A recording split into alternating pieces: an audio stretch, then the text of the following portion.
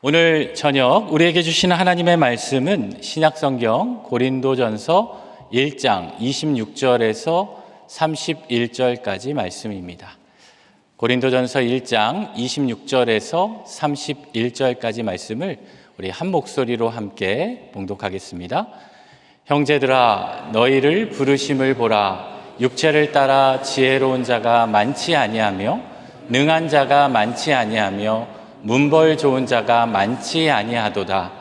그러나 하나님께서 세상에 미련한 것들을 택하사 지혜 있는 자들을 부끄럽게 하려 하시고 세상에 약한 것들을 택하사 강한 것들을 부끄럽게 하려 하시며 하나님께서 세상에 천한 것들과 멸시받는 것들과 없는 것들을 택하사 있는 것들을 폐하려 하시나니 이는 아무 육체도 하나님 앞에서 자랑하지 못하게 하려 하심이라. 너희는 하나님으로부터 나서 그리스도 예수 안에 있고 예수는 하나님으로부터 나와서 우리에게 지혜와 의로움과 거룩함과 구원함이 되셨으니 기록된 바 자랑하는 자는 주 안에서 자랑하라 함과 같게 하려 함이라. 아멘. 오늘 저녁 우리에게 말씀을 전해주실 목사님은 청년 플러스를 담당하고 계시는 문재식 목사님이십니다. 우리 문재식 목사님은 은혜로운 찬양, 또 빼어난 인물, 그리고 은혜로운 영성으로 우리 매 주일마다 우리 청년 플러스, 우리 청년들과 함께 또 예배를 인도하고 계시는 목사님이십니다. 우리 목사님 나오셔서 성도의 자랑이라는 제아의 말씀으로 은혜로운 말씀 전해 주시겠습니다.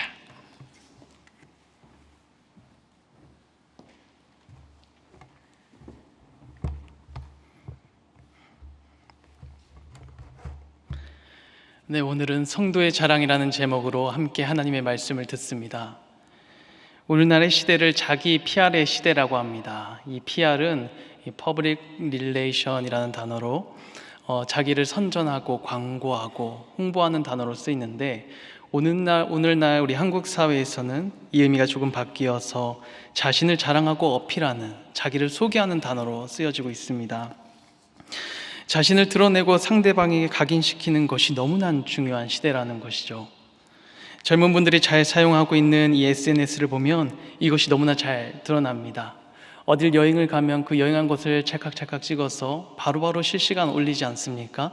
내가 선물 받은 것을 자랑하려고 올리기도 하고, 또 어떤 분들은 내가 타는 차, 내가 입은 옷, 내가 가진 것들을 하나하나 올리고 자랑하기도 합니다. 남들과 다른 나만의 특별함이 스스로의 가치를 높여가는 것이기 때문에 그것이 오늘날의 시대의 특징이라는 것입니다. 옛날에는 남보다 유별나면 창피한 시대였는데 오늘날에는 남들과 똑같으면 식상해서 내가 매력이 떨어지나 이렇게 생각하는 분들이 많아졌습니다. 이제는 남과 같은 것을 싫어합니다. 교회 안에서도 똑같은 옷을 입은 사람을 만나면 다시는 교회에 그 옷을 입고 오지 않는 겁니다. 그러지 않습니까? 어느 날에는 제가 식사를 하기 위해서 거리를 걸어가는데 그곳에 간판이 거꾸로 설치가 되어 있었습니다. 아니, 저 간판이 잘못 설치가 됐나? 하지만 일부러 그렇게 설치한 것이었죠. 왜냐하면 사람들의 이목을 더 끌 수 있기 때문입니다. 개인이나 기업이나 NGO 단체 그리고 우리의 교회까지도 많은 사람들에게 나를 알리기 위해 열심을 내는 시대입니다. 남들이 많이 알아줬으면 하는 마음이 우리 안에 존재하기 때문인데 이것을 여러분 자랑이라고 합니다. 자랑한다는 것은 내가 귀하게 여기는 가치가 그 안에 담겨져 있다는 것을 의미합니다. 여러분 주위 사람들 한번 살펴보시면 약한 것을 자랑하는 분 보셨습니까? 내가 곤란당하고 내가 실패한 것 자랑하는 분 아마 한 번도 보지 못했을 겁니다. 자랑하는 모습에는 이 시대의 가치관이 반드시 담겨 있게 되어 있어요. 그렇다면 소망교회 성도 여러분, 오늘 이 시대의 성도의 자랑은 무엇이 되어야 되겠습니까? 이 그리스도인의 가치는 어디 있는가 한번 생각해 볼 때 여러분 예배를 한번 생각해 보시면 좋겠습니다. 예배를 영어로 뭐라고 하냐면 워십. 이것은 이제 가치와 신분이라는 단어가 합쳐진 단어가 이 예배라는 단어인데 우리는 예배를 통해서 언젠가부터 받기만을 기대하는 모습을 갖게 되었잖아요. 하지만 사실은 이 예배는 하나님 앞에 나의 가장 가치 있는 것을 올려드리는 행위입니다. 근데 이 가치가 많이 바뀌어 버렸습니다. 성도들의 자랑하는 가치도 바뀌었고 교회가 자랑하는 것도 그 내용이 많이 바뀌어 버렸어요. 이전에는 내가 30년 전만 해도 내가 교회에 다녀하면 사람들이 인정해 줬습니다. 저 사람 믿을 만한 사람인가 보구나. 그리고 그 사람이 행하는 행동들을 보면 나도 교회 다녀야겠다. 하나님 정말 살아계신가라는 의심이 들 정도로. 근데 불과 30년 전에 그랬는데 지금 사람들의 인식이 다 바뀌어 버렸습니다. 이것은 사람들의 가치가 바뀌어 버렸기 때문이죠. 그래서 오늘날 현재는 그것이 참 많이 약해져서 사람들이 자랑할 거리가 없어지게 됐습니다. 그리스도인의 자랑이 달라지니까, 교회가 자랑하는 것이 달라지니까 이제 그들을 향한 평가도, 행동도, 능력도 모두 다 달라져 버리게 됐습니다. 세상에서 등불과 같던 교회가 이제 그 빛이 약해진 것처럼 평가되고 있는 거예요. 물론 성도님들 중에서 인간적인 노력으로 인해서 많은 것을 성취한 분들이 계십니다. 그리고 자랑합니다. 이것은 하나님께서 내게 주신 축복이야. 그 복을 누리는 것은 우리 안에 분명히 자랑할 만한 것들이지만 정말 주님의 기준에서 우리가 고백하고 자랑해야 할 것이 무엇인지 안다면 이것은 헛된 자랑일 수밖에 없습니다. 오늘 고린도전서 말씀을 통해서 저와 여러분들이 성도의 자랑은 무엇이어야 하는가, 이것에 대해서 깨달을 수 있기 바랍니다. 오늘 말씀을 보기 전에 먼저 고린도 교회의 배경을 함께 살펴보겠습니다. 사도 바울은 근로의 집 사람들을 통해서 당시 고린도 교회에 문제가 있다는 소식을 듣습니다. 어떤 문제냐면 분열이 있었다는 문제입니다. 고린도 교회는 당시 바울파, 게바파, 아볼로파, 그리고 그리스도파로 서로 파가 생겨 경쟁하고 있었습니다. 사실 이 문제는 그들의 낮은 자존감, 교회 내에서 목소리를 내고자 하는 모습, 내 세력을 형성하고자 하는 그런 문제입니다. 그리고 또한 당시 문화를 보십시오. 헬레니즘 문화는 무엇입니까? 철학 사상이 꽃을 피우고 이성적으로도 자신들의 지혜롭다고 하는 그 분위기 속에서 교회마저 자신들의 방식으로 지혜를 찾아 하나님을 발견하고자 하는 그런 흐름이 있었던 것이죠. 유태인들은 표적을, 헬라인들은 지혜를 찾았다 하는 고린도전서의 표현이 있습니다. 유태인들은 표적을, 이것은 하나님의 능력을 보여준 사건이죠. 하나님의 능력이 보여진 것을 표적이라고 합니다. 그러니까 유태인들은 하나님의 경험을 주장하였고 헬라인들은 자신의 이성을 통해서 하나님을 사유하고 하나님께 도달하고자 했던 그 지혜를 강조했습니다. 이에 대해서 사도 바울이 이렇게 이야기하는데 우리 한번 24절 말씀 같이 읽어보겠습니다. 오직 부르심을 받은 자들에게는 유대인이나 헬라인이나 그리스도는 하나님의 능력이요 하나님의 지혜니라. 고린도 성도들은 그들의 그리스도께서 진정한 하나님의 능력이고 지혜인 것을 깨닫지 못했습니다.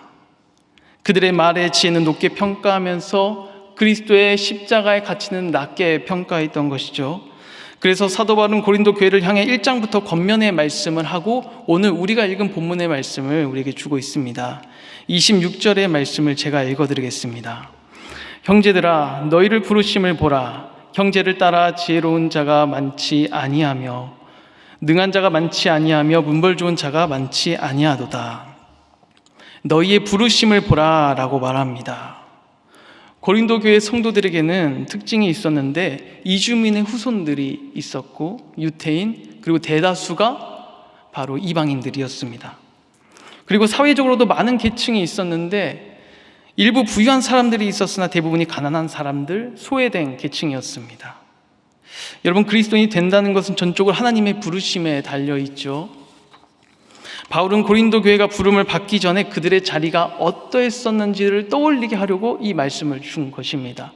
마치 구약에서 이스라엘 백성들이 출애굽을 할 때 너희가 출애굽 이전에 어떤 존재였는지를 잊지 말아라, 그렇게 말하는 것과 같은 것입니다. 고린도 성도들아 너희가 어떠한 자였는지를 떠올려라. 이렇게 말하는 것이 오늘 말씀입니다. 너희 중에 지혜로운 자가 많지 않다. 능력 있는 자가 많지 않다. 문벌 좋은 자도 많지 않다. 라는 것입니다. 여러분, 교회 처음 발을 디딘 사람들이 대부분 어떤 사람이라고 생각하십니까? 많이 아픈 사람들이 교회에 모여듭니다. 마음이 너무 아파서, 내 상황이 너무 아파서, 내 몸이 너무 아파서 교회에 찾아오는 것이죠. 또 이 교회에는 죄인들이 굉장히 많습니다. 의인이라는 사람이 왜 교회에 나오겠습니까? 내가 이렇게 잘하고 있는데, 내 부족함이 없는데 무엇이 부족해서 교회에 나오겠습니까? 안 되는 일이 너무 많고 힘든 일이 많아서 내 안에 채워지지 않는 것이 분명히 있어서 이곳에 왔는데, 교회 나오니까 예수 그리스도를 만나고 변화된 사람들이 바로 성도입니다. 이것이 바로 초대교회 모임의 특징이었습니다. 초대교회 모임을 보면 그 구성원들의 특징이 있는데, 상인, 노예, 상류층도 모두 다 잡다한 부류의 모임으로 존재하는 것입니다. 그리고 그들이 서로를 형제여, 자매여 라고 표현을 하는데, 왜 서로 신분이 다르고 높낮이가 있는데 형제여, 자매여, 한 가족처럼 대합니까? 그 이유가 무엇이냐? 바로 하나님 앞에서 우리 모두가 똑같은 연약함을 가진 자이지만 부르심을 받았다는 것을 알았기 때문입니다. 우리는 부르심에 가끔 착각을 합니다. 내가 부르심을 받은 것은 내가 교회 안에서 쓸모가 있어서 그러지, 내가 갖고 있는 능력이 있어서 그러지. 하지만 성도 여러분, 하나님의 부르심 스카우트 제의가 아닙니다. 이것은 은혜이고 하나님이 당신의 의를 드러내신 사건입니다. 이것을 잊어버리면 부르심을 입은 자들의 사이에서 반드시 부작용이 나타나게 되어 있습니다. 그 부작용이 무엇입니까? 오늘 고린도 교회에 그대로 나타나는데, 분열이고 자기자랑입니다. 하나님을 막아버리는 행동입니다. 깨어지는 부작용이 생겨나는 것입니다.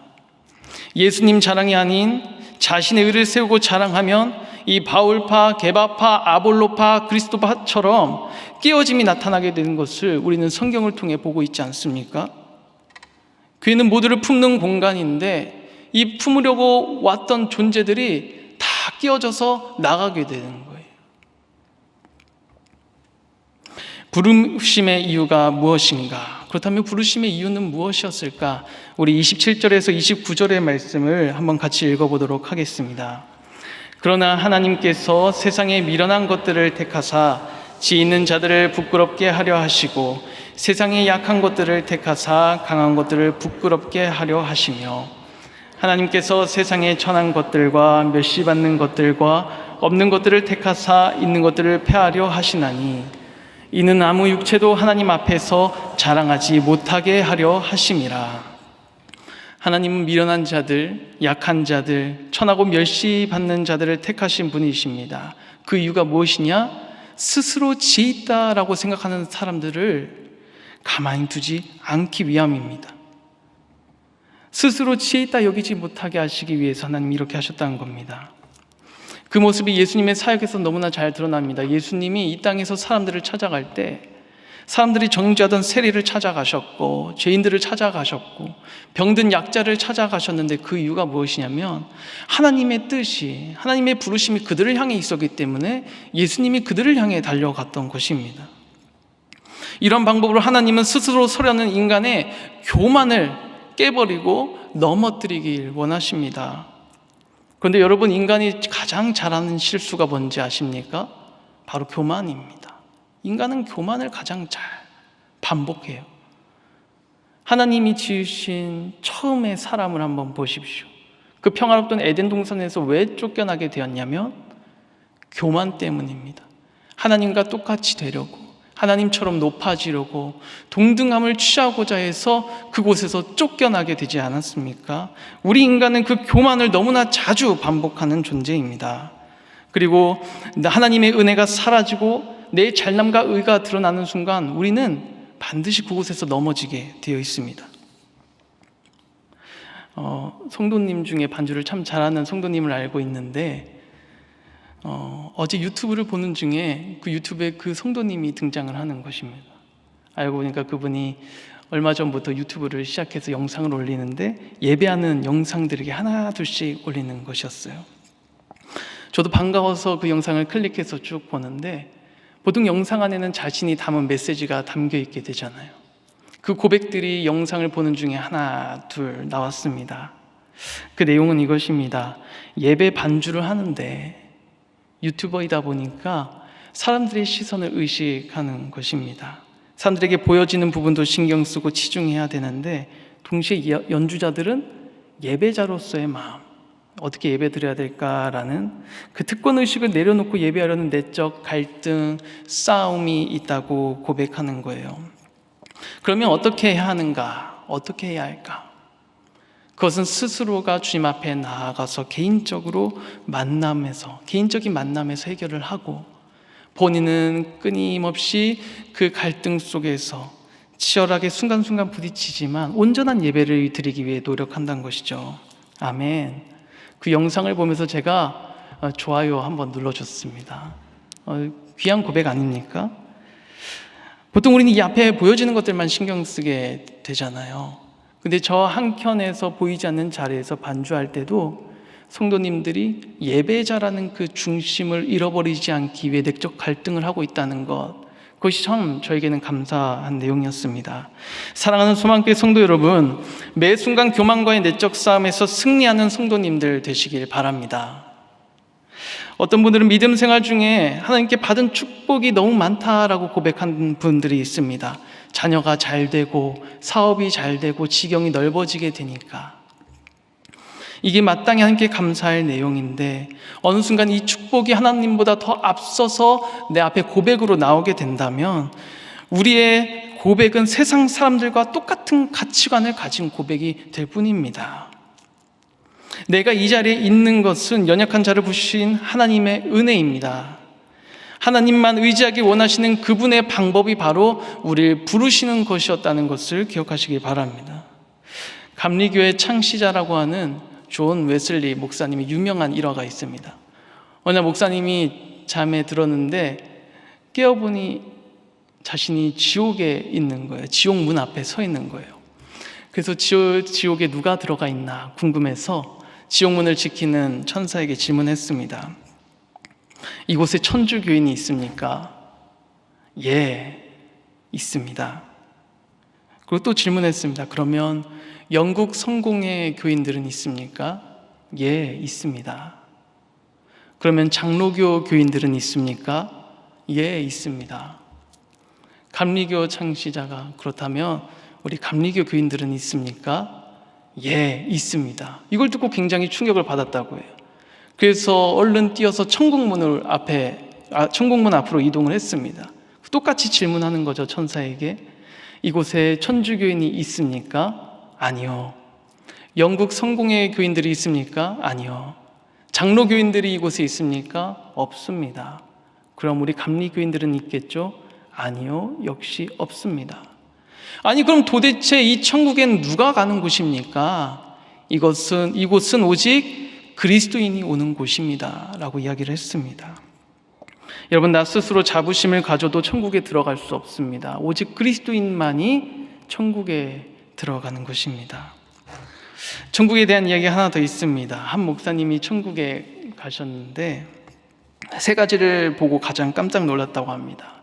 처음 문을 열고 들어갔는데 깜짝 놀란 것은 그토록 우리 교회에서 반가웠던 성도님이 그곳에 계신 거예요. 여기서 이렇게 만나다니 너무 반갑고 기쁘고 놀라웠다고 합니다. 그리고 또 한 가지 놀라웠던 것은 저 사람은 절대 이곳에 오지 못할 것 같았는데 저 사람 진짜 못 올 거야 라고 한 사람이 그 천국에 있는 거예요. 그게 또 한 번 놀랐고, 마지막 놀랐던 것은 내가 어떻게 이곳에 왔지? 라는 것에 놀랐다는 것입니다. 사랑하는 소망교회 성도 여러분, 우리 무엇보다 나를 불러주셨다는 사실에 감사하시고 감동하시고 그 하나님의 은혜만을 자랑하는 성도가 되길 하나님은 바라십니다. 그래서 사도 바울이 내가 자랑할 것은 은혜밖에 없고 주님 앞에서 내 연약함만 자랑하겠다라고 고백한 것이 아닙니까? 갈라디아서 6장 14절에 이렇게 기록되어 있습니다. 그러나 내게는 우리 주 예수 그리스도의 십자가 외에 결코 자랑할 것이 없으니. 사도 바울의 자랑이 얼마나 많이 있습니까? 훌륭한 가문에 그가 쓴 글들을 보면 얼마나 능력이 뛰어납니까? 그가 쓴 성경의 책들을 볼 때마다 참 감탄이 나옵니다. 율법적 지식도 배경도 학벌도 다 뛰어났던 사람인데 그가 예수 그리스도를 만나게 되니까 그의 자랑은 오직 예수 그리스도 한 분이 된 거죠. 이전에 내게 자랑할 만한 거리는 다 배설물로 여기게 되는 것입니다. 세상에서는 지혜로운 자들, 부유한 자들, 강한 자들을 우대하지만 하나님은 오히려 약한 자들을 택하셔서 하나님을 업신여기는 인본주의적인 가치관을 다 뒤집어 엎으시고 역전시키시는 분이 우리 하나님이십니다. 그래서 미련하고 약할지라도 하나님을 의지하는 자의 편에 서셔서 그의 손을 드신다는 것을 꼭 기억하시기 바랍니다. 그렇다면 우리의 자랑은 무엇입니까? 30절 31절의 말씀 우리 함께 읽어보도록 하겠습니다. 너희는 하나님으로부터 나서 그리스도 예수 안에 있고 예수는 하나님으로부터 나와서 우리에게 지혜와 의로움과 거룩함과 구원함이 되셨으니 기록된 바 자랑하는 자는 주 안에서 자랑하라 함과 같게 하려 함이라. 여기서는 하나님으로부터 나서 그리고 예수 안에라는 말이 참 중요합니다. 우리는 하나님으로부터 났다. 그리고 예수 그리스도 안에 있는 자들이다. 우리의 지혜와 의와 거룩과 구원이 무엇이냐? 바로 예수 그리스도시다 라고 분명히 선포하고 있습니다. 여러분, 하나님으로부터 났다라는 말은 저와 여러분들이 이제 하나님의 부르심으로 인해서 새로워진 존재라는 것입니다. 무에서 유를 창조하듯이 이제 하나님의 은혜로 새 삶을 부여받은 존재고 하나님의 자녀로 삼아주셔서 새 신분으로 살아간다는 것을 이야기하죠. 그리고 그 은혜를 입은 자는 이제 예수 그리스도 안에서 접붙임되어 살아가는 겁니다. 예수 그리스도와 함께 교회의 한 구성원으로서 그리스도의 몸된 교회에 붙어서 그의 역할을 감당하는 자가 예수 안에 있는 존재입니다. 지혜가 되셨다. 이 말이 무엇일까요? 여러분, 헬라 시대의 지혜라는 말은 소피아라고 했습니다. 그래서 떠돌아다니면서 여러 가지를 가르쳐주는 사람들, 지식인 그룹이 있었는데 스스로를 지혜의 스승이다라고 얘기했던 사람을 소피스테스, 우리가 소피스트라고 많이 알고 있습니다. 이들이 지혜를 아무리 추구하고 공부해도 아무리 오랜 시간 고찰하더라도 하나님에 대해서 알 방법이 없는 거예요. 아무리 연구를 많이 하고 자료가 쌓여도 하나님께 가까워질 방법이 없는 겁니다. 왜 그렇습니까? 우리는 하나님께서 우리에게 직접 오시지 않으면 도저히 하나님에 대해서, 하나님 나라 복음에 대해서 알 수 없는 자들입니다. 하나님이 성육신 하셔서 우리 가운데 직접 오지 않으셨다면 우리가 어떻게 하나님의 사랑과 그 큰 은혜를 다 알 수 있습니까? 그래서 예수님께서 우리의 지혜가 되신다는 의미입니다. 주님의 모습과 말씀, 그 희생이 아니고서는 우리가 하나님의 사랑과 그 크기를 전혀 알 수 없기 때문에 성경이 가르쳐주는 지혜의 근본 메시지가 생명입니다. 이 생명은 우리가 오직 예수 그리스도를 통해서 인간에게 주어진 것입니다. 그리스도로 인해서 우리가 의로운 자로, 거룩한 자로, 구원함을 입은 자로 살아갈 수 있다는 것이죠. 마지막으로 31절에 주 안에서 자랑하라. 이 의미는 무엇일까요? 성경책이 있으신 분들 한번 펴보시면 이 자랑하는 자 앞에 기역 또는 니은이라는 단어가 붙어 있습니다. 없는 분들도 있을 수 있는데 이것을 관주라고 합니다. 본문 내용을 쉽게 이해할 수 있도록 관련된 성경 구절을 표시한 것인데 예레미야 9장 23절 이하, 거기서부터 사도 바울이 인용했다라는 표현입니다.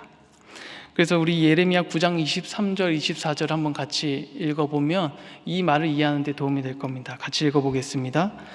여호와께서 이와 같이 말씀하시되 지혜로운 자는 그의 지혜를 자랑하지 말라. 용사는 그의 용맹을 자랑하지 말라. 부자는 그의 부함을 자랑하지 말라. 자랑한 자는 이것으로 자랑할지니 곧 명철하여 나를 아는 것과 나 요한은 사랑과 정의와 공의를 땅에 행하는 자인 줄 깨닫는 것이라. 아멘. 예레미야 말씀 그 어느 것도 자랑하지 말고 뭘 자랑하라고 했죠? 여호와를 아는 것, 것을 깨달은 것을 자랑하라고 합니다. 이 주 안에서 자랑하라는 것은 하나님을 안다는 것입니다. 여러분, 하나님을 안다는 것은 영적 세계를 알고 있다는 겁니다. 반대로 이야기하면 세상을 아무리 오래 살아도 많이 공부하고 많은 지식을 가져도 하나님을 모르면 아무것도 모르는 어린아이와 같다는 거예요. 왜 그러냐? 우리가 이 세상을 살아갈 때 하나님을 아는 것이 우리의 모든 가치관, 인생의 순서를 바꿔놓기 때문입니다. 제가 오랜만에 지인을 만나서 한 쇼핑몰을 가게 됐습니다. 요즘 쇼핑몰이 왜 그렇게 큰지 입구가 한두 개가 아닌 거예요. 갔는데 사람도 너무 많고 복잡한데 저와 같이 간 분은 많이 가봤는지 길을 잘 알고 있었습니다. 주차를 할 때도 이왕이면 여기 하면 많이 걸어야 되니까 저쪽으로 가면 돼. 그리고 유모차 가져갈 필요 없어. 음식점은 몇 층에 있어. 왜냐하면 그것을 알지 못하면 그 큰 곳에서 발걸음 수가 더 많아지고 피곤해지지 않습니까? 그래서 그런 것들을 다 알고 있는데 굉장히 많이 도움이 되더라고요. 이것을 알고 있는 분과 함께 다니고 이동하는데 우리 안에 순서가 생기는 겁니다. 먼저는 여기 가서 식사해야지. 그리고 나서 구매하는 게 가까워. 그리고 나서 카페에 가자. 행동 순서가 그렇게 정렬이 되었습니다. 이처럼 우리가 세상을 살 때 아는 것과 모르는 것이 정말 큰 순서의 차이를 만들어냅니다. 여러분, 하나님을 안다는 것은 이 세상을 살아가는 행동 순서를 바꿔놓습니다. 내가 우선 해야 하는 것, 중요하게 여겨야 하는 것, 그 모든 가치 순서를 바꿔놓는 것이죠. 하나님을 아는 것은 영원한 세계를 바라보게 합니다. 그래서 예수님께서 숨겨진 보물, 그것을 통해서 천국 비유를 알려주시잖아요. 천국은 밭에 감추인 보화와 같아서 사람이 이를 발견하면 남들은 다 몰라도 내 것을 다 팔아 그 땅을 사는 겁니다. 그리고 그것을 기뻐하고 가치 있다고 여기는 겁니다. 이것이 영적 세계를 아는 그리스도인의 능력입니다.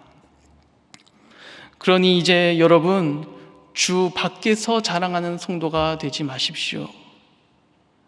우리가 주 안에서 자랑해야 되는데 주 밖에서 자랑하는 성도들이 너무나 많습니다. 주님은 내가 가장 가치 있는 것을 그리스도라고 고백하길 원하십니다. 그리스도의 참 능력과 지혜가 어디서부터 오는지 알지 못하고 세상의 가치관을 자랑하고 있는 성도들의, 그리고 그런 교회가 너무나 많아졌습니다. 주님께서는 그리스도의 능력과 지혜를 회복한 교회의 모습을 통해서 이 세상에 다시 한번 주님의 영광을 드러내기 원하시는데 주 밖에서 자랑하지 마시고 주 안에서 자랑하는 성도가 되시길 바랍니다. 이 마지막 말씀을 드리고 오늘 설교를 마치고자 합니다. 저는 청년 플러스를 섬기고 있습니다. 이 청년 플러스라는 부서는 30대, 40대 청년들이 함께 모여 예배를 드리는데 최근에 한 청년이 일하는 곳에서 신방 예배를 드리게 됐습니다. 근데 그 청년이 이렇게 고백하는 거예요. 목사님, 저는 소망교회 와서 청년 플러스에서 예배를 드리기 전과 후로 제 삶이 바뀌었습니다. 너무 고맙잖아요. 기뻤습니다. 여러분, 청년 플러스 해당되는 분들 있으면 많이 보내주시기 바랍니다. 저는 이 청년 플러스를 보면서 최근 더 감사한 기도 제목들이 생겨나고 있는데, 여러분 30, 40대를 살았으면 인생의 경험이 꽤 풍부하고 노련함이 생기기 마련인데 이들이 무엇 때문인지 답답하고 세상이 풀리지 않는 것 때문에 새신자로 등록을 계속하는 거예요. 그리고 함께 예배를 드려가는데 이 사람들이 변화되는 걸 보기 시작합니다. 먼저 그들의 표정이 밝아지기 시작했고, 그리고 그들에게 웃음이 많아지고, 말하는데 예수님, 은혜라는 단어가 많아지기 시작했습니다. 이게 참 감사했습니다. 사실은 여러분, 우리 모두가 이처럼 예수님을 만난 전과 후가 바뀐 사람들이 아닙니까? 주 앞에 나오기 전에 우리가 얼마나 연약했습니까? 우리가 얼마나 많은 죄를 짓고 살았습니까? 그러나 이제 하나님의 부르심의 은혜로 말미암아 주 안에서 거하는 존재가 되었습니다.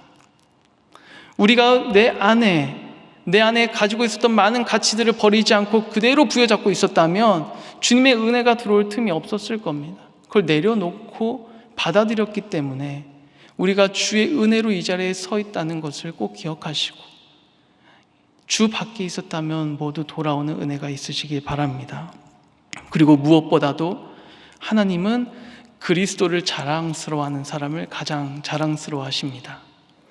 그렇게 주 안에서 자랑하는 저와 여러분들이 되기를 하나님은 간절히 바라십니다. 기도하겠습니다. 하나님 아버지, 미련하고 약한 자를 불러주신 은혜에 감사드립니다. 우리 모두가 그리스도 안에 머무는 성도가 되게 하여 주시옵소서. 주 밖에서 자랑하고 있던 모습들이 참 많았습니다. 이 시간 주님의 말씀에 순종하여 돌아와 주 안에서 자랑하는 하나님의 자랑스러운 성도들이 되게 하여 주시옵소서. 예수 그리스도의 이름으로 기도드립니다. 아멘.